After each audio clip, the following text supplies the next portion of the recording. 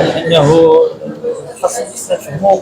انا كل مره غتجيني فرصه باش نشرح شويه الفوتسال، لانه حس ان يعني مثل ما نفهمش بزاف.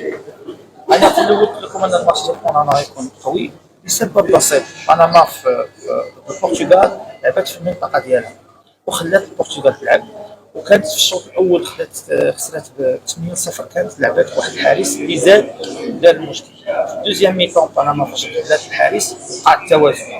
اليوم بنما لعبت في المنطقه ديالها، فكان عليا انا ساهل اننا نبقاو نقولوا الدراري ما لعبوش الكره ونشتتوها. هذا بالنسبه لي غير مقبول في هذا الماتش. فلذلك طلبت من اللاعبين يلعبوها رغم انهم ضاغطين ووقعوا الاخطاء الدراري اللي ما عندهم مثلا ما عندهمش تجربه لاول مره، وضروري خص يدفعوا الخطا باش يقدر يصلح راسو في المستقبل. هذا هو الفرق. فبنما شفتوها انها كانت زايده ما عندنا ما تخسر، ولكن اللي زوين هو خليناهم خداو الثقه ومن بعد خدينا بهدوء التاهيل ديالنا. اليوم المباراه الثانيه راحنا متاهلين الحمد لله لدور الثمن بدون مشاكل.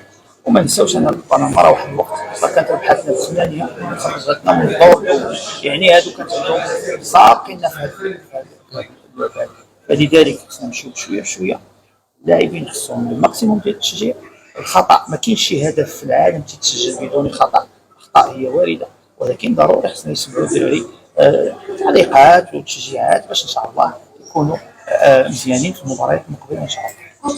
الحمد لله والحمد لله ان المباراه ديالها مزيان. ما كاين الاولى من بعد كان شويه تسرب اننا بغينا نماركو بزاف الجوج. الحمد لله في الاخير استطعنا اننا نحققوا النقاط الثلاث وتاهلنا للدور الثاني من مباراتين. هذا اول مره غيكون، ودابا كتتبقى مباراه اللي قويه ضد بطل العالم اللي هو المنتخب البرتغالي. ان شاء الله بقى لنا يومين باش نوجدوا هذه المباراه ونلعبوا على الرتبه الاولى ان شاء الله في المجموعه.